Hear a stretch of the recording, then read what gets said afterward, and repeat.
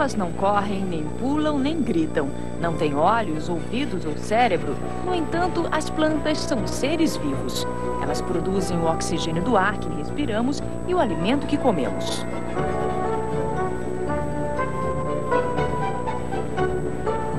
As plantas proporcionam beleza e vida a qualquer lugar do mundo.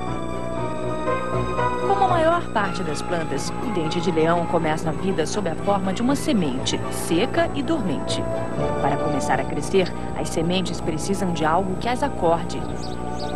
Pode ser a luz do sol e o calor da primavera, ou a tão esperada chuva, ou uma queimada, algo que mostre que há um novo espaço disponível. Uma vez desperta, a planta fica com sede. Surgem raízes que buscam água e sais minerais. Suas extremidades são sensíveis à luz, temperatura e mesmo ao toque. Acima do chão, os brotos procuram a luz. O lendário Greenman do folclore europeu celebrava a fertilidade das plantas. Grandes comemorações marcam os rituais de plantio e colheita, como a dança anual em volta de um mastro enfeitado que representa a árvore da vida. A vida ou a morte das antigas culturas dependia das colheitas. Todas tinham seus deuses da fertilidade. E as comemorações ainda permanecem. A Rainha de Maio, o Dia de Ação de Graças e o Carnaval.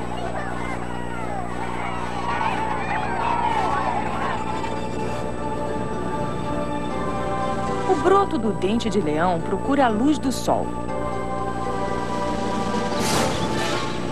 A sequoia gigante leva-se em direção ao céu e pode alcançar 100 metros de altura. Para levar a água até as folhas mais altas, é necessário um forte processo de bombeamento. Com microfones especiais, é possível ouvir o som da água sendo bombeada para cima. Algumas árvores absorvem mais de 450 litros por dia. O desejo humano de cultivar plantas já é registrado na Bíblia. Um rio surgiu do Éden para regar o jardim.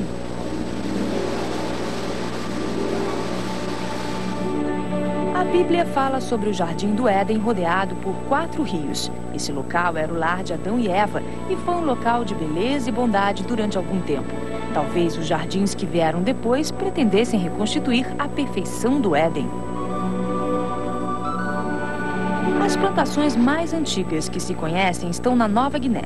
Estão rodeadas por selvas tropicais e são cultivadas há mais de 10 mil anos pelo mesmo povo que ainda utiliza porcos como arado. Na Inglaterra vitoriana, as hortas eram imensas e rodeadas por muros e deviam proporcionar alimento diário para famílias enormes.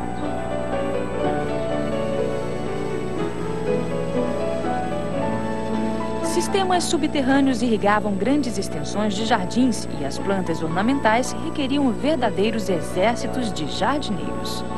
O desejo de cultivar plantas é universal. Cultivamos jardins até nos topos dos prédios.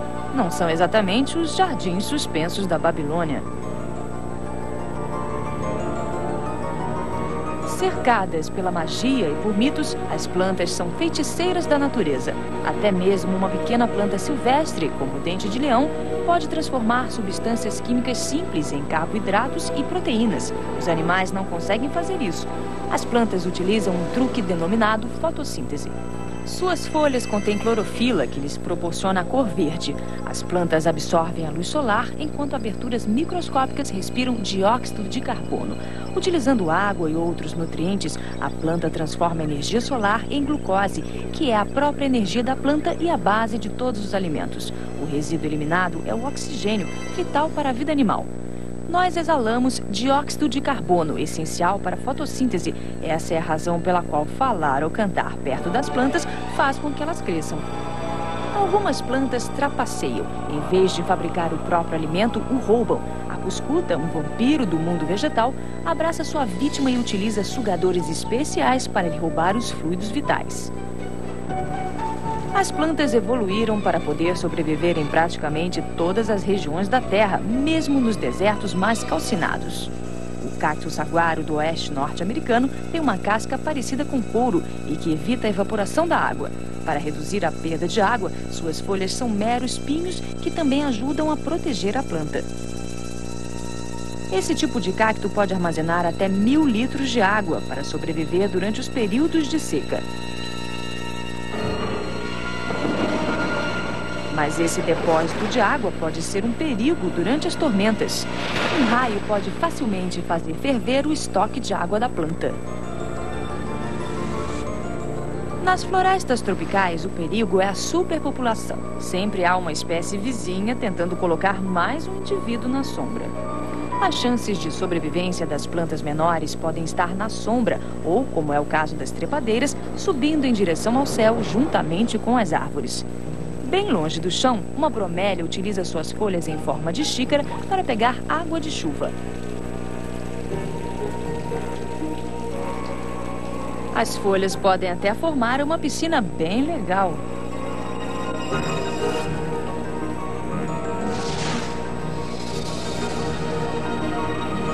O topo das montanhas traz outros problemas para as plantas. O ar pode ser frio, mas a luz do sol costuma ser muito forte. A solução? Folhas com uma superfície peluda que atua como protetor solar. Há folhas que utilizam fator de proteção solar 4 e outras que usam fator 24.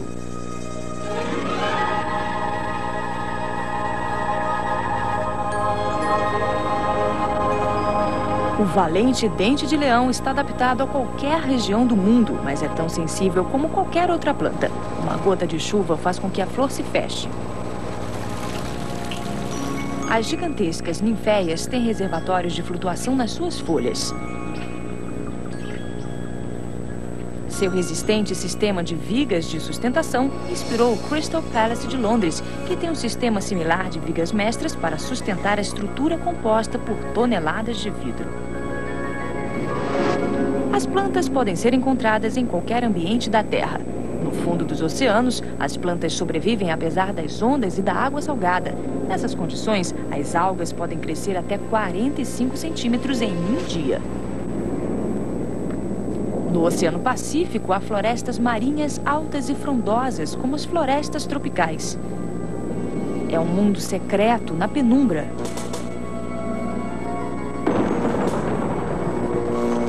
Há muitos mistérios e lendas sobre o poder das plantas.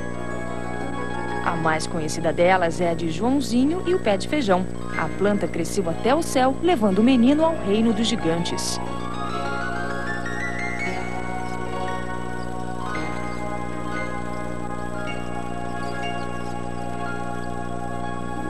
Os antigos gregos acreditavam que as almas dos mortos repousavam dentro dos grãos de feijão. Diz a lenda que o matemático Pitágoras morreu em uma plantação de feijões.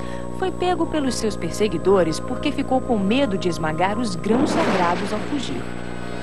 São muitos os mitos relacionados às plantas. Se uma mulher planta muito alface, não conseguirá se casar. Qualquer fã de filmes de vampiros sabe que o alho é uma proteção contra os maus espíritos e os mortos-vivos. Se uma mulher coloca uma cebola embaixo do travesseiro, sonhará com seu futuro marido e provavelmente também chorará muito. Existe a crença de que a chicória proporciona invisibilidade e que faz as gavetas trancadas se abrirem. Mas cuidado com o manjericão. Segundo um antigo médico francês, cheirar manjericão pode fazer surgir escorpião no seu cérebro. A guerra mais longa e cruenta do mundo é travada entre as plantas e seus inimigos, os insetos. Com muita frequência, pragas de gafanhotos devoram as colheitas na África e na Ásia. Nuvens formadas por milhões de gafanhotos podem destruir o suprimento de comida de uma cidade pequena em apenas algumas horas. Até as plantas domésticas precisam enfrentar esses inimigos. Os pulgões as sugam até secá-las. As lagartas as devoram aos pedaços. E grandes bandos de pássaros e de mamíferos mal podem esperar para devorá-las. Alguns atacam com armas mais sofisticadas do que os outros.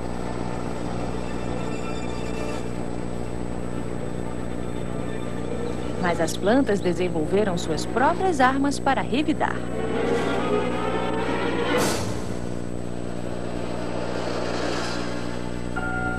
O dente de leão produz uma resina de látex para grudar as bocas dos insetos. É uma substância similar ao material com que se fabricam os pneus. Durante a Segunda Guerra Mundial, cientistas russos encontraram espécies com grandes quantidades de látex que lhes permitiram fazer peças de borracha para as esteiras dos tanques. No fim da guerra, 250 mil tanques russos rodavam sobre borracha fabricada com dente de leão. O fumo apela para a guerra química.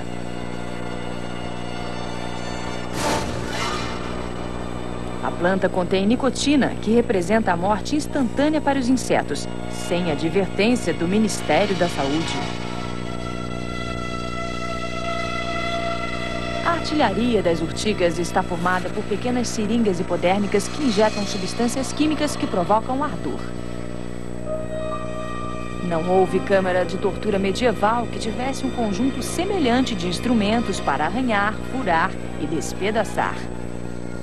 Até mesmo segurar uma inocente rosa pode ter seus perigos. Contam as lendas que no começo todas as rosas eram brancas e que se tornaram vermelhas depois que foram tingidas com sangue. No entanto, as rosas vermelhas, há muito tempo, são um símbolo do amor. As rosas eram consagradas a Vênus, a deusa romana do amor. Nas vilas cobertas de pétalas de rosas, os romanos bebiam vinho de rosa, tomavam banhos de água de rosas e plantavam roseiras para agradecer os deuses.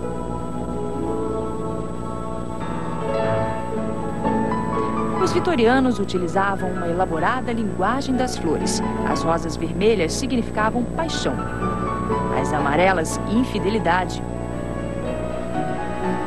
O botão de rosa simbolizava o começo do amor, enquanto a rosa aberta indicava seu declínio. As rosas brancas demonstravam amor espiritual. Por isso, na época vitoriana, um buquê de rosas amarelas bem abertas queria dizer adeus. Em geral, os insetos são inimigos das plantas, mas algumas vezes elas podem utilizá-los como protetores. Esta caça é vigiada por uma força de segurança formada por formigas, que estão prontas para atacar os invasores, até mesmo os de tamanho muito maior. Como recompensa, as formigas têm um lugar para morar e comida, uma substância oleosa segregada pela árvore.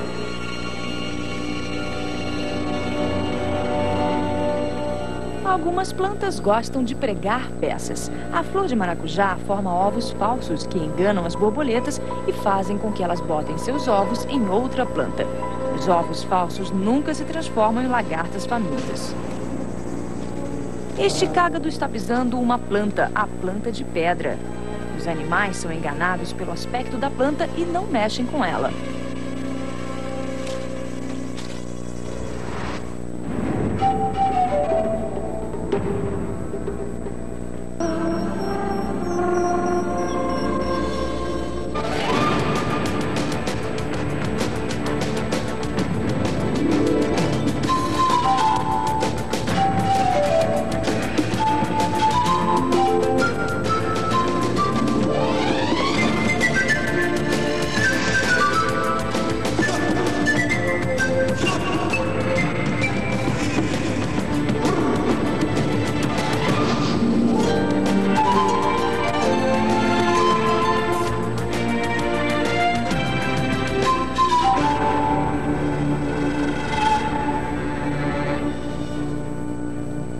A visão, o sentido em que confiamos mais do que em qualquer outro. 2/3 da informação armazenada no cérebro humano chegaram lá através dos olhos. A visão está baseada nestes elementos básicos: os olhos para captar as imagens, o cérebro para processá-las e a fonte energética que torna tudo isso possível. Falamos da luz. Entendemos melhor a magia da luz quando estamos no escuro total. A cada amanhecer, um mundo que depende da visão se acende e é renovado. A luz do sol permite o crescimento das plantas, que servem de alimento aos animais, que por sua vez servem de alimento a outros.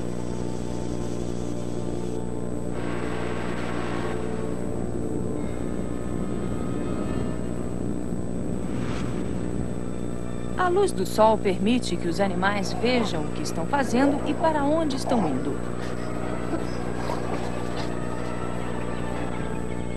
Os sinais visuais chegam rapidamente até nós porque a luz viaja mais rápido que qualquer outra coisa existente no universo conhecido, quase 1 milhão de vezes mais rápido do que o som.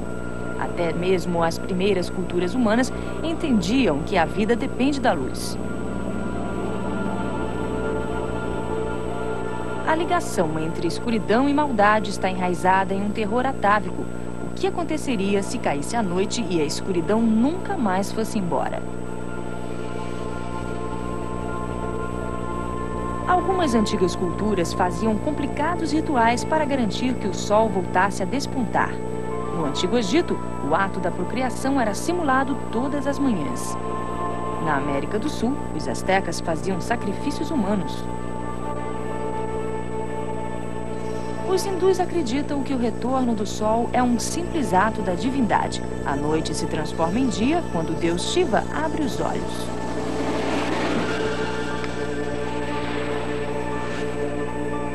A luz do sol inunda o céu e começa uma nova manhã.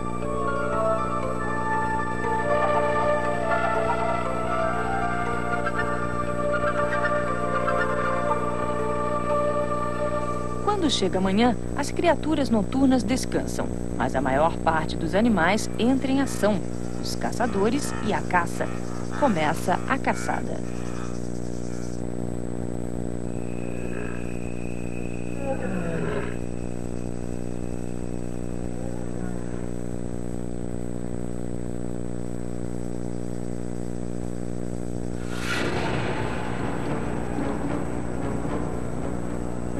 Os olhos de cada competidor revelam a posição que cada um deles ocupa. Um animal com olhos colocados na parte da frente do rosto é, em geral, um atacante. Ataca sem se preocupar em cobrir sua retaguarda, tem poucos inimigos naturais e nenhum consegue alcançá-lo. Sua presa, a gazela, está na defensiva. Precisa de olhos situados lateralmente na sua cabeça para poder olhar o local e perceber o perigo. Há outros tipos de vítimas que precisam da mesma forma de vigilância. Dependendo do papel do animal, de atacar ou fugir, há diferenças notáveis na posição dos olhos e nas suas habilidades. Mas os olhos de todos os animais vertebrados têm uma estrutura muito similar. Os primeiros estudos de visão e luz foram feitos há aproximadamente 1000 anos por um cientista árabe chamado Ibn al-Hazan. Através de suas experiências, foram descobertas muitas das leis da ótica. Ele chegou até a inventar a câmera de orifício, que projeta uma imagem invertida na tela, situada atrás dela.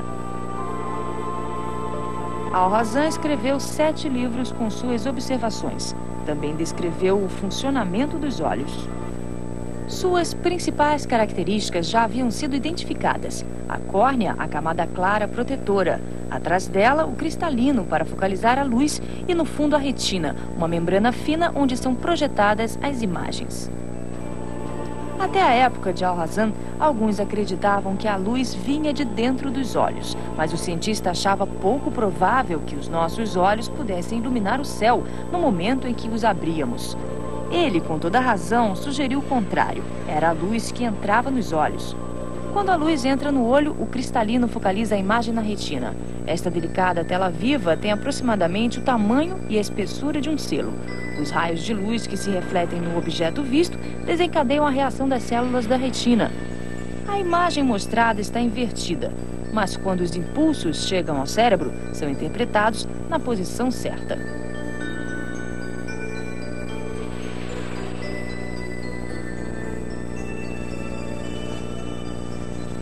Muitos animais formam imagens precisas somente no centro da retina. Um guepardo consegue enxergar claramente em uma faixa muito ampla, perfeitamente adequado ao horizonte africano que deve observar enquanto caça.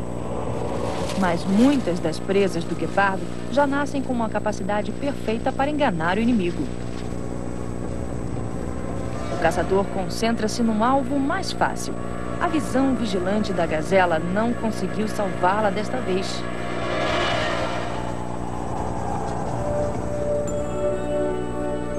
O olho mais primitivo é apenas uma coleção de células que podem diferenciar a luz da escuridão. Mas um clarão repentino ou uma sombra em movimento podem desencadear uma fuga. À medida que os animais que tinham uma visão melhor começaram a se multiplicar, a evolução trouxe mais olhos e olhares curiosos. De olhos microscópicos da planária até os proeminentes olhos da lula, que são os maiores olhos de qualquer criatura. Em um mundo ensolarado, os olhos são tudo, uma importante vantagem para a sobrevivência.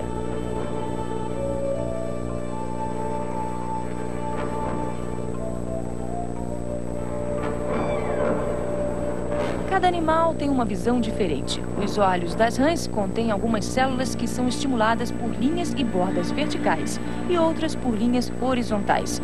Por isso, é bem provável que a rã só enxergue silhuetas ou contornos. Uma rã come apenas insetos vivos. Ela não enxerga um louva-a-Deus a não ser que ele esteja em movimento. Embora baste um olho para desempenhar a tarefa básica de enxergar, para medir a distância e a profundidade, são necessários dois. O cérebro compara as pequenas diferenças entre as imagens fornecidas pelos dois olhos e calcula qual é a distância que se encontra o objeto. Há alguns animais que têm um par de olhos perfeitos e nem assim conseguem ver o que acontece na frente deles. Quando um cavalo salta, perde a visão do obstáculo à medida que se aproxima dele, por isso confia no cavaleiro para dirigi-lo. À medida que o sol se eleva no céu, as superestrelas da visão começam sua tarefa. As aves caçam durante o dia, quando a competição é tão forte quanto a luz. Muitos pássaros podem enxergar a uma distância 8 vezes superior à dos seres humanos, o que lhes permite divisar suas presas do alto.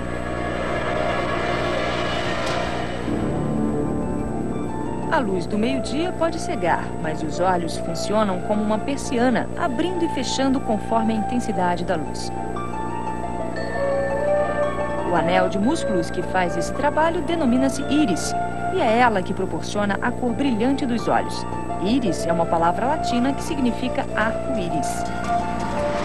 O guepardo tem uma característica extra que lhe permite minimizar o brilho da luz, o contorno preto nos olhos, um delineador natural que serve para absorver a luz.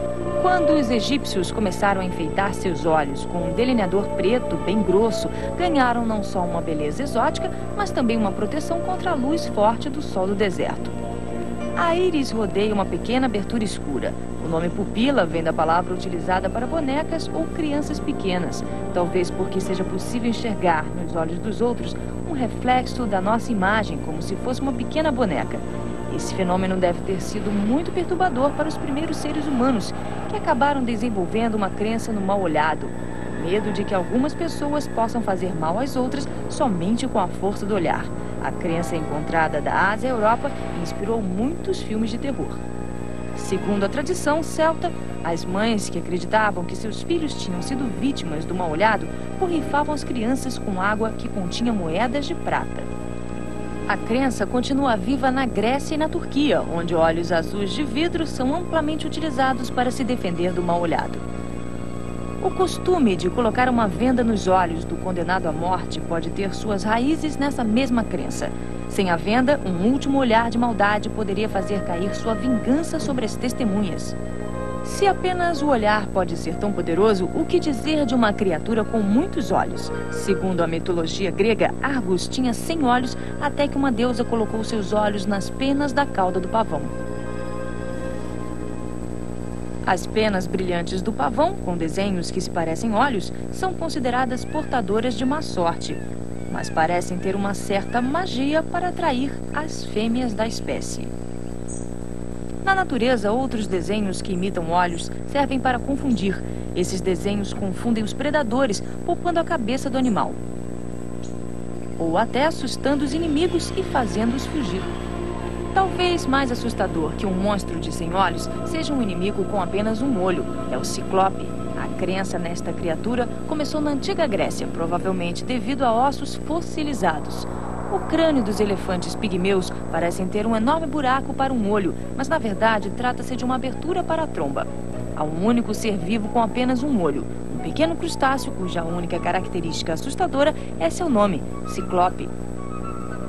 há um único olho nas notas do dólar americano que representa o olho de Deus que tudo vê. E também no amuleto que protege contra mal-olhado nas culturas mediterrâneas. Qualquer olho pode ser fascinante, mas os olhos dos insetos e dos moluscos são particularmente intrigantes para os cientistas. Esses animais têm olhos compostos que nada mais são do que milhares de olhos. Uma libélula tem olhos com 30 mil facetas individuais. Acredita-se que as facetas proporcionavam imagens múltiplas. Atualmente sabemos que cada fragmento contribui para formar a imagem como se fosse um mosaico. Os olhos multifacetados têm algumas vantagens, proporcionam uma visão grande angular sem precisarem se mover. Por isso, esses animais não precisam de cavidade ocular ou de músculos para movimentá-los. Este tipo de olho pode parecer interessante, mas nossos olhos, que têm apenas um cristalino e que conseguem se movimentar, enxergam muito mais claramente. Os enormes olhos da libélula enxergam 30 vezes menos que os nossos. Para igualar a visão humana, seus olhos deveriam ser do tamanho de pneus de caminhão. Os olhos compostos da mosca detectam o movimento 10 vezes mais rápido do que os nossos, em 0,02 de segundo. E a capacidade de enxergar em praticamente todas as direções ao mesmo tempo é muito difícil de igualar. Uma mosca consegue desaparecer da nossa vista em um piscar de olhos.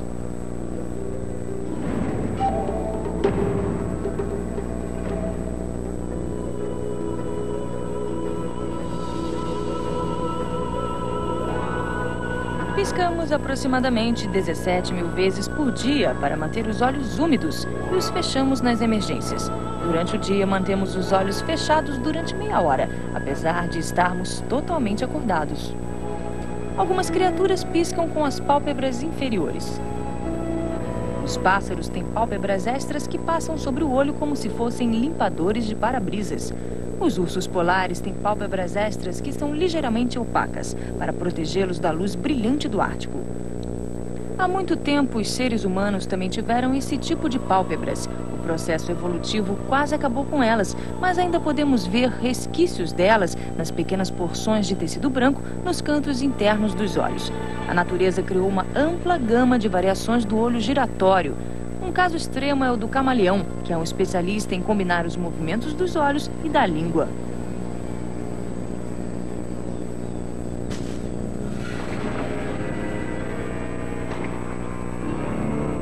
Muitos pássaros não conseguem movimentar os olhos. Seus globos oculares são tão grandes que não sobra espaço para músculos. Todo abaixando a cabeça como se estivesse escutando, está na verdade tentando enxergar sua presa.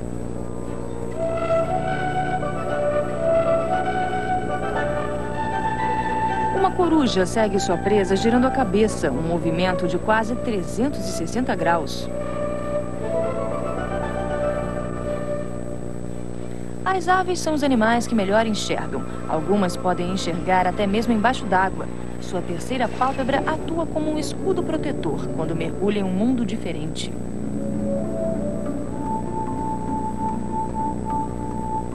Quando o sol está no ponto mais alto de seu percurso, muitos animais terrestres descansam, mas é ao meio-dia que a luz penetra mais profundamente na água. Nos rios, lagos e oceanos, os animais estão no auge da sua atividade. Este incrível tipo de peixe pega insetos que se encontram bem acima da água.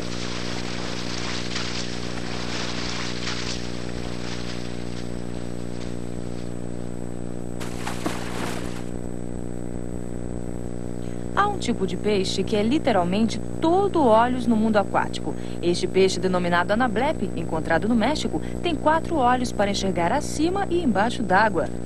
Não se deixa pegar facilmente. A tamburutaca tem uma visão extraordinária. A visão deste animal é igual à que temos através da mira telescópica de um rifle.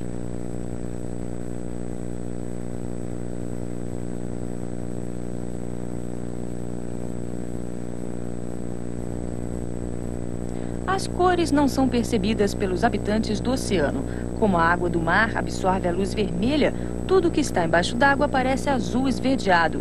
Os tons de vermelho aparecem somente quando iluminamos por luz artificial. A razão para este animal precisar de uma visão de mira telescópica e perceber muito mais cores do que qualquer outro animal existente na Terra continua sendo um mistério. Este pequeno crustáceo distingue muito mais cores do que nós. Uma visão poderosa combinada com uma força tão grande que pode até quebrar vidro.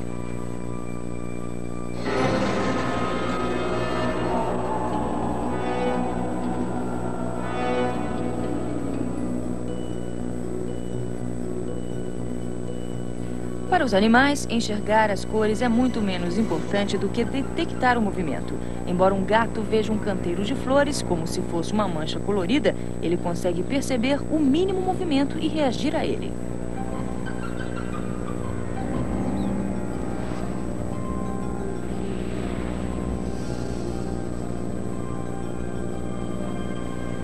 Os cães vivem em um mundo visualmente monótono. Embora possam distinguir poucas cores ou nenhuma, têm um olhar muito aguçado para o movimento.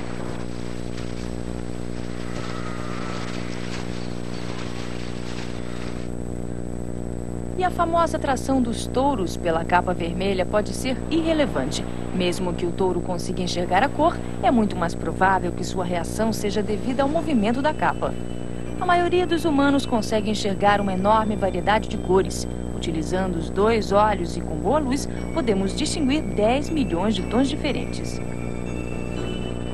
Algum tipo de deficiência para enxergar cores é bastante comum. Enquanto a maior parte de nós consegue enxergar um tomate maduro no meio de folhas verdes, 1 em cada 12 indivíduos do sexo masculino não consegue. A proporção é muito menor entre as mulheres. Consideramos os olhos como o centro da visão, embora o verdadeiro processo de enxergar seja realizado pelo cérebro.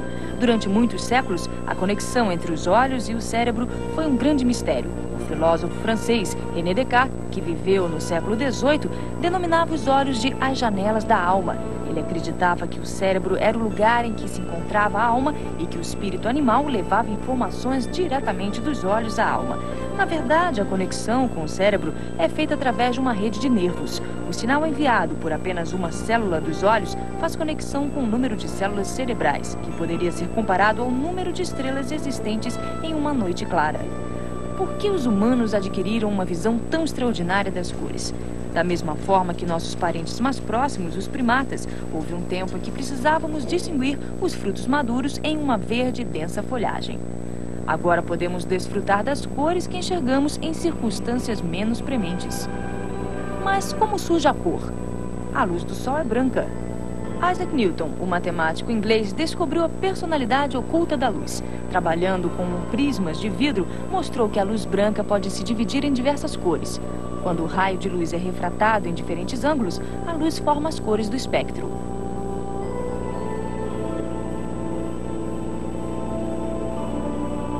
A luz não só se refrata e se divide, também reflete a partir dos objetos. A cor de um objeto é a cor da luz que ele reflete. Todas as outras cores são absorvidas. Uma folha absorve praticamente todas as cores do espectro, menos o verde. O verde parece ser a cor essencial da vegetação. No entanto, é a cor que a planta rejeita, enquanto transforma a energia da luz em alimento. Os maravilhosos espetáculos produzidos pela luz sempre causaram grande admiração, especialmente quando se trata de um amanhecer ou da maravilhosa luz dos céus polares. Ou do arco-íris, que aparece quando a luz passa através das gotas de chuva em um ângulo preciso. Outra das ilusões provocadas pela natureza, a miragem, aparece quando o ar quente próximo ao chão fica preso pelo ar mais frio da camada superior. Isso provoca a refração da luz, permitindo-nos enxergar objetos distantes além do horizonte. O que parece uma lagoa movimentando-se sobre o deserto pode ser apenas um bolsão de ar. Algumas vezes, há muito mais para se ver do que conseguimos enxergar com os nossos olhos. As flores atraem os insetos com cores na faixa ultravioleta. Com câmeras especiais, podemos ver como as flores brilham, atraindo os insetos até o néctar.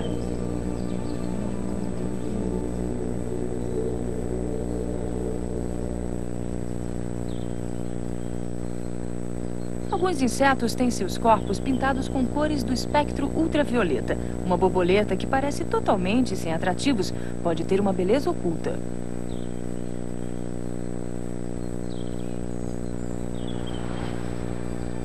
Os seres humanos não podem ter a mesma percepção dos animais, porque a verdadeira visão é um processo cerebral. E, além disso, o cérebro nem sempre vê o que se apresenta. Qual é exatamente a coluna mais larga? O cérebro pode fazer alguns ajustes surpreendentes. Há uma famosa experiência em que o indivíduo usa óculos especiais que colocam o mundo de cabeça para baixo, como se espera que a pessoa possa se movimentar ou andar de bicicleta. Mas em uma semana, o cérebro já aprendeu a fazer a compensação e quando a pessoa tira os óculos, o cérebro precisa se ajustar de novo à realidade e se ajusta. É muito fácil enganar o olho, ou, para sermos mais exatos, a combinação olho-cérebro.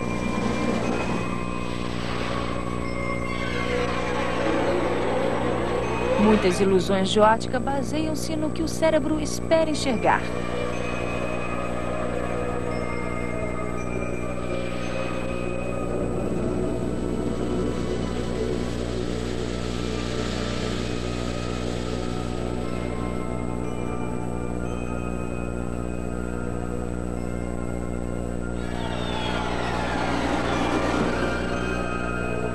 Algumas vezes confiamos nas limitações da nossa visão.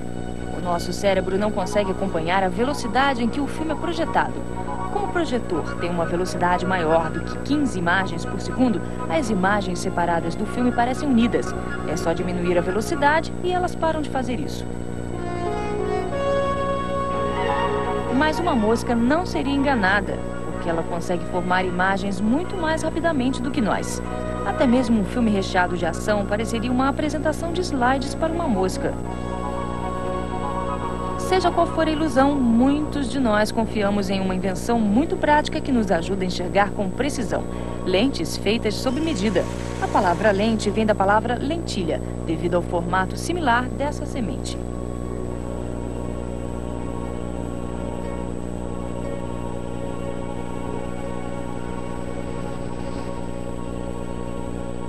No século XIX, lentes cheias de água, denominadas condensadores, foram utilizadas para focalizar a luz, ajudando as pessoas que trabalhavam na confecção de rendas sofisticadas.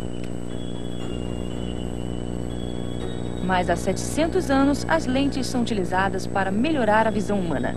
Os resultados foram espetaculares. Alguns dos primeiros usuários de óculos foram monges que costumavam ler e copiar manuscritos em ambientes com pouca luz. Atualmente, este instrumento para melhorar a visão encontrou seu lugar na moda e na diversão.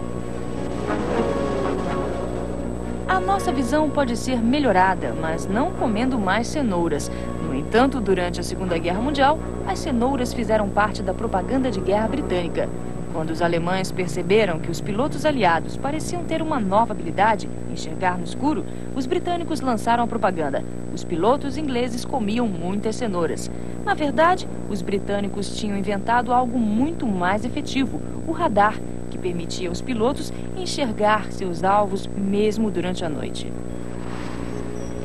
Continuam se abrindo novos mundos para a visão, o mundo diminuto, visível apenas através do microscópio.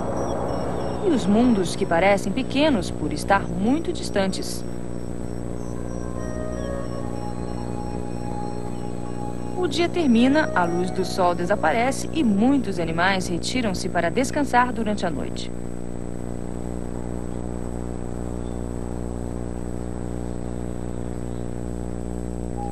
Mas há alguns pequenos mamíferos à espreita. Agora há apenas a luz das estrelas e da lua, embora mesmo a lua cheia proporcione apenas a milionésima parte do brilho do sol. Uma boa visão torna-se essencial. A coruja é um pássaro muito estranho. Tem uma excelente visão durante a noite. As corujas têm olhos poderosos com enormes pupilas para deixar entrar a maior quantidade possível de luz. Uma coruja pode enxergar sua presa à luz de uma vela, mesmo que essa vela esteja a uma distância de muitos metros. As corujas não são as únicas caçadoras noturnas com uma visão muito aguçada. O jaguar, como todos os felinos, tem uma camada no fundo do olho que funciona como um espelho, refletindo qualquer raio de luz, por mais fraco que ele seja. Na América Central, acreditava-se que os olhos espelhados do jaguar eram uma passagem para os domínios dos espíritos. Os bruxos das tribos diziam ser capazes de enxergar o futuro através dos olhos do jaguar. Embora não exista nenhum felino que consiga enxergar na escuridão total, seus misteriosos olhos inspiraram mitos e lendas durante muitos séculos. Os habitantes da Nova Inglaterra acreditavam poder saber as horas através dos olhos dos gatos. Dizia-se que as pupilas dos gatos contraíam-se quando a maré estava baixa e dilatavam-se na maré alta. Os contadores de histórias da Idade Média viam os olhos do diabo nos olhos brilhantes do gato. Mas há muitos mistérios que a noite oculta do nosso olhar. Como uma cascavel consegue caçar durante a noite? Este animal tem órgãos especiais que lhe permitem sentir uma gama diferente de sinais além do espectro visível. Estamos falando do infravermelho. O calor emitido pelos animais de sangue quente já é um sinal para estas caçadoras mortais. Um lampejo pode significar a diferença entre a morte e a salvação.